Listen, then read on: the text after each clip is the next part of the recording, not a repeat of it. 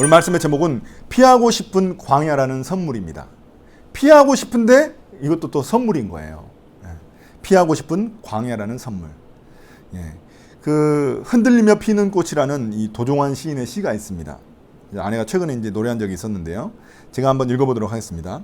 흔들리지 않고 피는 꽃이 어디 있으랴.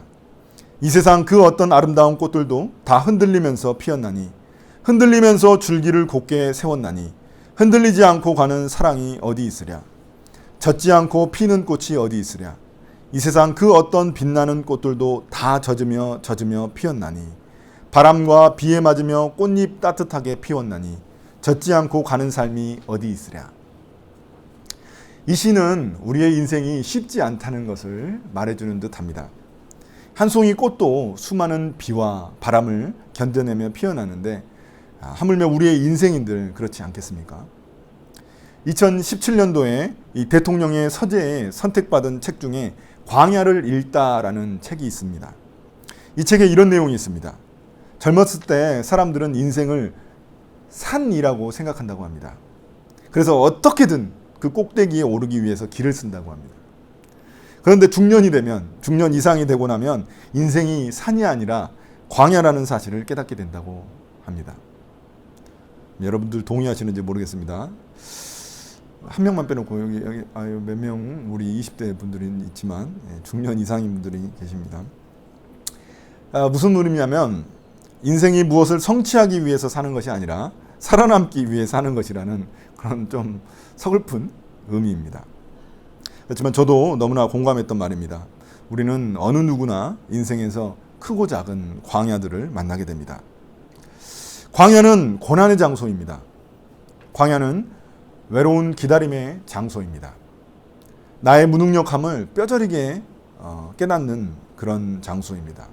그래서 우리는 광야를 싫어합니다. 본능적으로 싫어하죠. 그렇지만 광야에서 또 진정한 하나님의 사람이 탄생하기도 합니다. 광야는 하나님을 온전히 의지하는 법을 배우는 곳이기 때문입니다. 그래서 이스라엘 백성들도 광야를 거치도록 하나님이 허락하셨죠. 아브라함도 그랬고 모세도 그랬고 요셉도 그랬습니다. 자, 그럼 우리는 앞으로 만날 광야를 어떻게 받아들여야 할까요? 오늘 우리가 만날 다윗은 믿음의 사람이었고 전쟁에서 수많은 승리를 거둔 누구보다도 유능한 사람이었습니다. 그러나 그의 앞날에는 많은 시련과 고난이 기다리고 있었습니다. 어린 시절 사무엘로부터 기름 부음을 받아서 왕이 된다고 했을 때만 해도 다윗은 너무나 기뻤습니다. 골리앗을 돌멩이 하나로, 지난주에 우리가 나눴죠. 골리앗을 돌멩이 하나로 잡아냈을 때만 해도 세상을 다 가진 것 같은 그런 느낌이 들었습니다. 전쟁에 나갈 때마다 승리했고 백성들도 자신을 너무나 좋아해가지고 막 자신을 찬양하고 자신을 인정해주고 높여줬습니다. 그래서 다윗은 마음이 한껏 들떴을 것입니다. 그러나 하나님은 많은 것을 성취한 그때 그를 곧바로 왕으로 세우지 않으셨습니다. 그때 세우면 제일 좋잖아요. 백성들도 제일 좋아하고 딱 그때 세워야 되는데 하나님은 그때 다윗을 왕으로 세우지 않으셨다는 것입니다. 왜냐하면 하나님은 또다시 사울과 같은 왕을 만들고 싶지 않으셨기 때문입니다. 사울은 어려움 없이 왕이 되었는데 그런데 결국 교만해져가지고 하나님을 배신하고야 말았습니다. 그래서 이번에 하나님은 다윗을 고단한 광야 학교로 보내셨습니다. 그가 다시금 겸손할 수 있도록 그를 낮추신 것입니다. 다윗은 사울 왕의 위협에 광야로 도망다녀야만 했습니다. 그가 광야로 도망다닌 세월만 해도 14년입니다. 4년도 아니고 1년도 아니고 4년도 아니고 14년이에요. 목숨의 위협을 느끼면서 14년 동안 도망친다는 거 이거 쉬운 일이 아닙니다. 범죄자들도 필리핀에 도망가가지고 14년 있는 거 엄청 어려운 거거든요. 14년이라는 이 기간을 자신의 장인을 피해서 도망다녔던 그 세월이었습니다. 다윗이 첫 번째 광야로 도망친 곳이 바로 아둘람 굴입니다. 아둘람이라는 단어는 피난처라는 뜻을 가지고 있습니다. 피난처.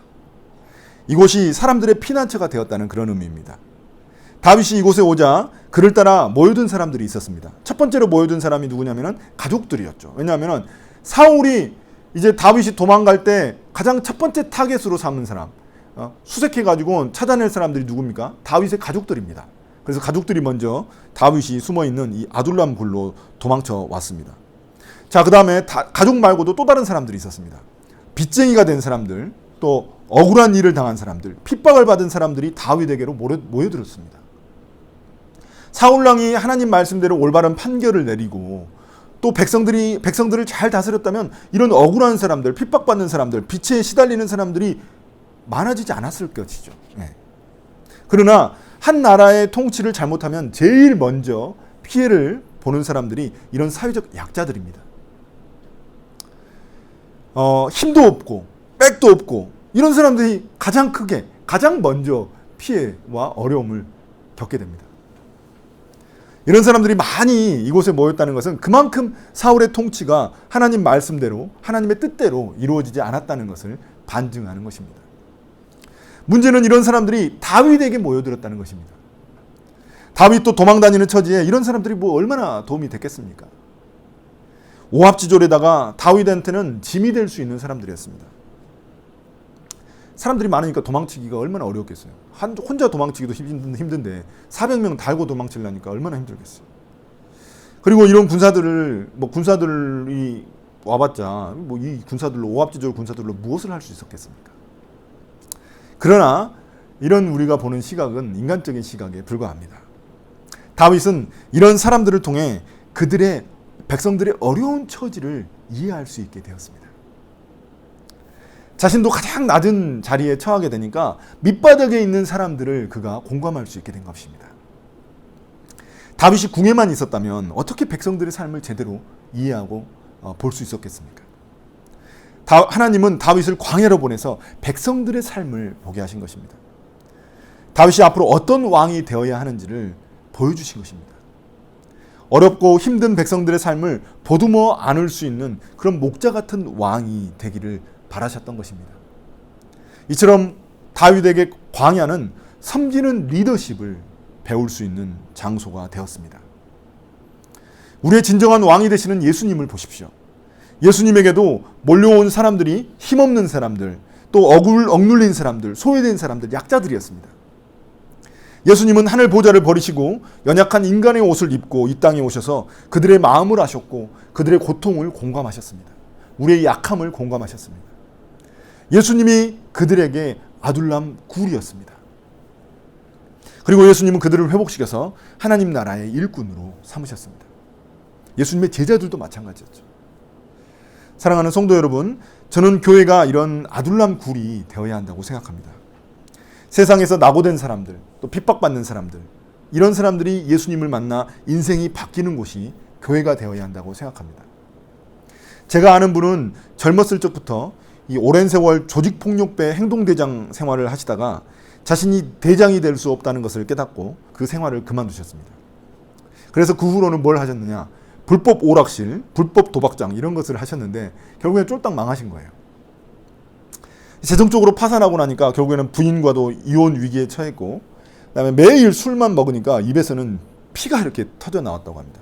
피가 나올 정도로 그러니까 술을 많이 마신 거죠. 그래서 이렇게 사느니 차라리 죽을 거 하고 한강을 갔습니다. 한강을 갔는데 한강을 가다가 그 강물을 쳐다보는데 어느 순간 그래도 나한테 하나밖에 없는 형 한 번은 보고 죽어야 되겠다 생각이 들어가지고 필리핀으로 가셨습니다. 형을 만나러 필리핀으로 가셨어요. 그런데 그곳에 있는 작은 한인교회는 아니죠. 작은 한 교회에서 예수님을 극적으로 만났습니다. 과거의 자신의 삶을 회개하고 눈물로 예수님을 자신의 삶의 주인으로 맞아들였습니다. 그때부터 그분의 삶은 완전히 바뀌었습니다. 새 사람, 말 그대로 born again 한 분이 되셨습니다. 비록 온몸에는 그 용문신이 아직도 여전히 남아 있었지만 마음만은 깨끗해지셔가지고 완전히 새로운 사람이 되셨습니다. 교회도 열심히 다니게 되었고 예수님만 생각하면은 눈물을 흘리는 그런 분이 되셨습니다. 한동안 지하철에서 매번 자신의 간증을 적은 편지를 나눠주시기까지 하셨습니다. 그 증인이 누구냐? 바로 접니다. 그 증인이. 필리핀의 작은 교회의 그 목회자가 누구였냐? 바로 저였습니다. 그분이 그렇게 변하는 것을 보면서 제일 놀란 사람이 바로 저였습니다. 이렇게 교회는 망가지고 깨진 사람들이 모여드는 이런 아둘람 굴이 되어야 한다고 생각합니다. 그런데 그래서 이들을 통해서 하나님의 영광이 교회를 통해 드러나기를 세상 가운데 드러나게 되는 것입니다.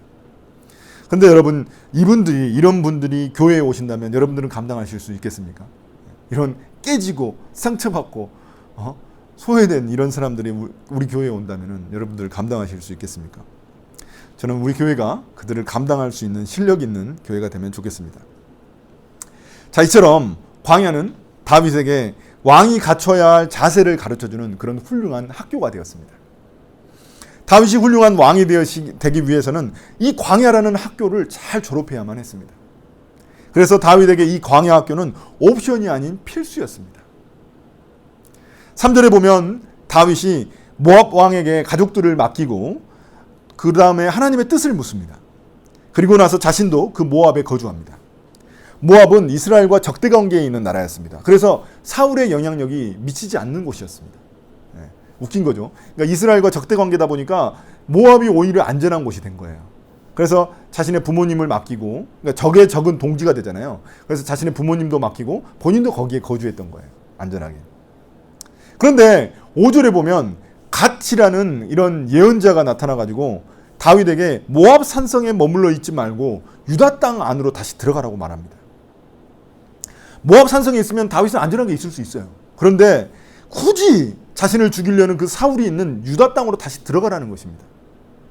왜냐하면 그곳에 가서 고난받는 것이 바로 다윗을 향한 하나님의 뜻이었기 때문입니다.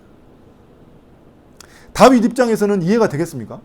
다시 들어가라는데 모압에 있으면 안전하게 지낼 수 있는데 굳이 불길 속으로 들어가는 그런 의미였습니다. 그러나 다윗의 훌륭한 점은 뭐였냐면 지금 당장 이해가 안 돼요. 왜 거기 가야 되는지. 그런데도 불구하고 하나님의 말씀을 따랐다는 것입니다. 뭔가 하나님의 뜻이 있겠지 하고 그는 다시 유다 땅으로 들어갔습니다. 이처럼 다윗은 고난 가운데서도 하나님의 뜻을 따르는 순종의 사람이었습니다. 반면 사울의 모습을 보십시오. 사울은 나라를 어떻게 다스릴지 백성들을 어떻게 돌볼지에 대해서는 전혀 관심이 없습니다. 사울의 오직 유일한 관심은 뭐냐면 어떻게 하면 자신의 왕위를 지키고 자신의 왕위를 위협하는 다윗을 쫓아낼 수 있을까? 다윗을 죽일 수 있을까? 이것에만 몰두했던 것입니다. 그러니까 무엇인가 반드시 지켜야 할 게 있는 사람은 불안해지기 마련이거든요. 그는 유다 땅에 다윗이 부하들과 함께 나타났다는 소식을 들었습니다. 그러자 자신들의 부하들을 탓하기 시작합니다. 사울은 자신의 그 부하들이 알면서도 도와주지 않았다고 말합니다. 자기 아들 요나단도 자신을 죽이려 했는데 그 부하들이 말해주지 않았다는 겁니다. 그 신하들, 그 부하들뿐만이 아니라 자기 자식도 자기를 죽이려고 음모를 꾸몄다고 그렇게 의심을 합니다. 사울은 이제는 너무 많이 망가져가지고 음모론에 빠져가지고 이 망상장애 환자가 되어버렸습니다. 불쌍하죠. 하나님의 영이 떠났는데도 불구하고 자기 욕심으로 그 왕자를 지키려고 하니까 왕 자리를 지키려고 하니까 그러다 보니까 이 모든 사람들이 다 적으로 보이는 겁니다. 자기를 갖다가 왕에서 무너뜨리려고 하는. 다윗은 광야에서 고난을 겪고 있었지만 왕으로서 준비되고 있었던 것이고 사울은 왕이었지만 왕의 자리에서 내려가고 있는 사람이었습니다. 쉽게 말해서 다윗은 낮아지는 것처럼 보였지만 높아지고 있는 것이었고 사울은 높아진 것처럼 보였지만 낮아지고 있는 것이었습니다. 하나님은 이렇게 겸손한 자를 높이시고 교만한 자를 낮추시는 분이십니다. 문제는 이런 망해가는 사울에게는 기회주의자들이 많이 달라붙는다는 것입니다. 9절에 보면은 도액이라는 똥파리 같은 자가 나타나가지고 다윗에게 고자질을 합니다. 다윗에 대해서 고자질을 합니다. 다윗이 아히멜렉 제사장과 나눈 대화를 사울에게 일러 바칩니다. 도액은 에돔 사람으로서 목자들의 우두머리라고 알려진 자입니다. 그는 에돔 사람이라서 이스라엘에서 높은 자리까지 출세하기에는 한계가 있는 사람이었습니다. 그래서 반드시 그 사울 왕한테 눈에 띄어야 되는 그런 사람입니다. 그러니까 에돔 사람이라서 이방 사람이라서 이스라엘에서는 높은 자리에 올라갈 수가 없어요. 근데 그래서 이제 사울 눈에 띄려고 했었던 거죠. 출세 한번 해보려고 했던 거죠. 그래서 이 다윗과 아히멜렉 그 제사장의 대화를 갖다가 앞에 보시면은 그 도액이라는 자가 듣게 됩니다. 몰래. 그 듣고 그걸 갖다가 누구한테 이야기해 주냐면 사울한테 지금 이야기를 해주려는 겁니다. 그 자가 뭐라고 하냐면 제사장 아히멜렉이 다윗을 도와서 하나님의 뜻도 알려주고 빵도 주고 칼도 줬다는 겁니다. 이것만 들으면 다윗이 마치 그 제사장 아히멜렉과 같이 어떤 반역을 모의하고 있는 것처럼 그렇게 보일 수 있는 것입니다. 그런데 이 도액은 자기가 들은 거에다가 부풀려 가지고 사울이 듣고 싶은 말을 이야기한 거예요. 다윗은 그 반역의 어떤 의도가 전혀 그 대화에서 보이지 않았거든요. 그런데 마치 아히멜렉과 그 제사장 아히멜렉과 다윗이 모의해 가지고 반역을 하는 것처럼 사울에게 지금 이야기를 하고 있다는 겁니다. 사울이 그걸 듣고 싶었던 거죠. 그걸 아니까 그렇게 이야기한 거죠. 도액은 사울의 신하들이 아무도 사울에게 도움이 되지 않고 있으니까 자기가 어떤 도움을 줘가지고 사울 눈에 띄어가지고 출세하려고 했었던 것입니다. 자, 그런데 이 도액의 존재를 이제는 다윗이 알게 됐잖아요. 그러니까 다윗 입장에서는 도대체 누가 진실한 사람인지 진실한 신하인지 아닌지를 알게 되는 그런 계기가 되었습니다. 알곡과 쭉정이를 구분할 수 있는 그런 계기가 된 겁니다. 이처럼 다윗에게 광야는 사람을 알아볼 수 있는 그런 안목과 통찰력을 배우는 그런 장소가 되었습니다. 사랑하는 성도 여러분, 우리의 삶도 그렇습니다. 광야를 거쳐봐야 누가 진짜 나를 생각하는 진실한 사람인지 발견하게 됩니다. 어려울 때 친구가 진짜 친구라고 말하곤 합니다. 내게 얻을 것이 있어서 붙어있는 사람은 내가 광야를 지날 때 다 떨어져 나가게 되어 있습니다. 그러나 진실한 친구는 어려울 때 더욱 빛나는 법입니다. 이제 도액의 말을 듣고 사울은 다윗을 도와줬다는 아히멜렉과 그의 제사장들을 모두 불러 모았습니다. 사울은 그들이 다윗과 공모해 자신을 죽이려 했다면서 윽박질렀습니다. 이에 아히멜렉의 대답이 이어집니다. 그런데 그의 말을 들어보면 다윗이 얼마나 훌륭한 사람인지를 우리가 알게 됩니다. 반면 사울은 얼마나 잘못한 사람인지 그 사울의 잘못이 더욱더 두드러지게 드러나게 됩니다. 아히멜렉은 다윗이 사울의 사위이고 경호대장일 정도로 믿을만하고 존귀한 사람이라고 말합니다. 또한 다윗은 하나님의 뜻을 묻는 사람이라고 말합니다. 이런 사람이 사울 왕에게 반역을 할 리가 없다는 것입니다. 제사장은 중립적인 입장에 서 있는 사람이기 때문에 이 아히멜렉의 말을 들었을 때 사울은 그만뒀어야 돼요. 다윗을 죽이려고 하는 그 시도를 그만뒀어야 됩니다. 그런데 사울은 자기 편을 들지 않고 다윗 편을 드는 아히멜렉을 오히려 가만두지 않고 죽이려고 했습니다. 그래서 아히멜렉의 병사들한테 다 죽이라고 합니다. 여기에 있는 모였던 이 모든 제사장들을 다 죽이라고 합니다. 근데 군인들이, 자신의 부하들이 그 제사장들을 죽이기를 꺼려해요. 왜냐하면 하나님의 제사장, 주님의 제사장들이란 말이에요. 이거 죽이는 거 이거 보통 일이 아니란 말이에요. 그래서 이 부하들이 죽이는 걸 꺼려합니다. 그러니까 부하들은 알고 있었던 거죠. 이게 큰 죄라는 거, 죄악이라는 거. 그래서 누구한테 시키냐면 도액이라는 자한테 시킵니다. 왜냐? 도액은 에돔 사람이에요. 하나님을 믿는 사람이 아니에요. 그러니까 그냥 다 죽여버렸어요. 도액은 제사장 85명을 죽였고 그 동네에 있던 남자, 여자, 어린이, 젖먹이 모든 짐승들을 다 죽여버렸습니다. 몰살시켜버렸어요. 그 도액은 이방 사람이라서 그냥 망설임 없이 다 죽여버린 겁니다. 사울 왕이 좋아하는 말을 한 거죠. 사울이 왕으로서 근데 해야 할 일은 무엇입니까? 블레셋과 싸워가지고 이스라엘을 지키는 겁니다. 그래서 하나님은 그를 왕으로 세우신 거거든요. 그런데 지금 그가 하고 있는 일은 무엇입니까? 자기 백성을 죽이고 있습니다. 심지어 하나님이 거룩하게 세운 이 제사장들이 살고 있는 동네를 완전히 초토화시켜버렸습니다. 15장에 보면 사울이 아말렉과 전쟁을 할 때 모든 것을 진멸하라고 하나님이 명령하신 적이 있었습니다. 그때 그는 하나님께 제사 지낸다는 핑계로 좋은 그런 짐승들, 소나 양들을 갖다가 살려놨습니다. 그래서 사무엘 제사장이 화를 내면서 제사보다 순종이 낫다는 그 유명한 말 있잖아요. 제사보다 순종이 낫다는 그 말을 하면서 사울 왕을 크게 책망한 적이 있었습니다. 그때 진멸하라고 했을 때는 순종도 안 하더니 이제는 지금 블레셋과 싸워야 되는데 자기 백성을 다 죽여버리면 어떻게 됩니까? 제사장들은. 자기 백성을 진멸하면 어떻게 되는 거예요? 이건 완전히 하나님을 떠난 그 사울의 추악해진 모습을 우리에게 보여주는 것입니다. 이제는 사울이 하나님의 적이 되었다는 것을 우리에게 보여주는 것입니다. 그런데 참 아이러니컬하게도 이 비극으로 인해 다윗은 귀한 사람 한 명을 얻게 됩니다. 누굽니까? 아비아달이라는 자인데 제사장들이 다 죽었는데 단 한 사람 아비아달이 살아남아가지고 이 다윗에게 도망쳐 옵니다. 이 제사장이 앞으로 다윗에게 하나님의 뜻을 알려주는 중요한 역할을 담당하는 사람이 됩니다. 그러니까 다윗은 광야 시절 자신에게 가장 충성스러운 신하 한 명을 이 사건을 통해서 얻게 된 것입니다.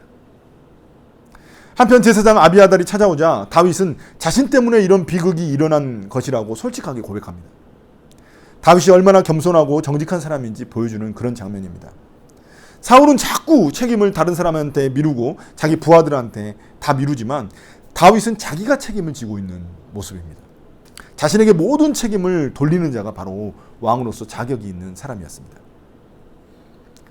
이번에 우리나라에도 이 미국 대통령이 왔을 때 우리나라 이 윤석열 대통령에게 선물을 준 그런 게 하나 있었습니다. 그게 이제 명패인데 대통령 이제 서재에 그 명패가 이제 놓여 있는데 그 명패에 뭐라고 써 있냐면 The buck stops here라고 써 있습니다. The buck stops here. 이 말이 무슨 의미냐면 결국 모든 우리나라에 일어나는 모든 일의 최종적인 책임은 대통령이 진다는 겁니다. 대통령. 모든 책임은 대통령에게 있다. 이런 의미예요. 그러니까 이처럼 자신한테 모든 책임을 지울 수 있는 사람이 지도자가 되는 것입니다. 이런 태도를 가지고 있기 때문에 하나님은 다윗을 주목했던 것입니다. 파도를 많이 겪은 진주가 더 단단하고 빛깔이 아름답듯이 다윗은 고난의 광야를 통해 더욱 단단하고 빛나는 사람이 되어가고 있었던 것입니다. 오늘 말씀을 마무리하도록 하겠습니다. 사랑하는 성도 여러분, 고난을 좋아하는 사람은 아무도 없습니다. 고난 좋아하십니까? 고난 아무도 좋아하지 않죠. 저도 고난 좋아하지 않습니다. 그렇지만 고난을 피할 수 있는 사람도 아무도 없습니다. 그리고 하나님은 우리를 성장시키기 위해 고난을 허락하시기도 합니다. 그렇다면 그 고난을 우리가 어떻게 바라보고 어떻게 다루느냐가 너무나 중요한 것입니다. 다윗은 고난의 광야를 통해 진정한 리더십과 통찰력을 배울 수 있었습니다. 책임지는 지도자의 무게를 배울 수 있는 그런 시간이 되었습니다. 무엇보다도 자신을 왕으로 세우시려는 그 주님의 뜻을 더욱 깊이 알아가는 시간이 되었습니다. 궁궐에서는 멀어졌지만 하나님과는 오히려 가까운 시간을 광야에서 보낼 수 있었습니다. 어떤 상황에서도 주님을 온전히 의지할 수 있는 법을 광야에서 배울 수 있었습니다. 여러분, 우리도 마찬가지죠. 우리가 그 광야 생활, 고난의 광야를 우리는 원하지 않지만 우리의 인생에는 반드시 광야가 있습니다. 크고 작은 광야가 있습니다. 그런데 그 광야를 우리가 어떻게 받아들이고 어떻게 그것을 이겨내느냐에 따라서 우리의 삶이 달라진다는 것입니다. 하나님은 그 광야를 통해 우리에게 우리의 믿음을 더욱더 단단하게 하시고 우리의 믿음이 뿌리 내리게 하시고 우리를 가르치시고 배우게 하신다는 것입니다. 제가 좋아하는 시 한 편을 소개하고 여러분들 또 마치도록 하겠습니다. 요새 시를 좀 많이 소개하고 있죠. 시에 요새 좀 꽂혔습니다. 그래서 시를 좀 많이 소개하고 있는데 불만이 없으시기 바랍니다. 대추 한알 장석주, 잘 아시는 시라고 생각합니다. 적에 저절로 붉어질 리 없다. 저 안에 태풍 몇 개, 저 안에 천둥 몇 개, 저 안에 벼락 몇 개, 저 안에 번개 몇 개가 들어서서 붉게 익히는 것일 게다. 저게 혼자서 둥그러질 리는 없다. 저 안에 무서리 내리는 몇 밤, 저 안에 땡볕 두어 달, 저 안에 초승달 몇 달이 들어서서 둥글게 만드는 것일 게다. 대추야, 너는 세상과 통하였구나. 짧은 시인데 오늘 말씀과 너무나 잘 맞는 시라서 여러분들에게 소개했습니다. 저는 저와 우리 닭가포 모든 식구들이 정말 대추 같은 또 다윗 같은 그런 광야를 이겨낼 수 있는 그런 사람들이 되시기를 예수님의 이름으로 축복합니다. 아멘.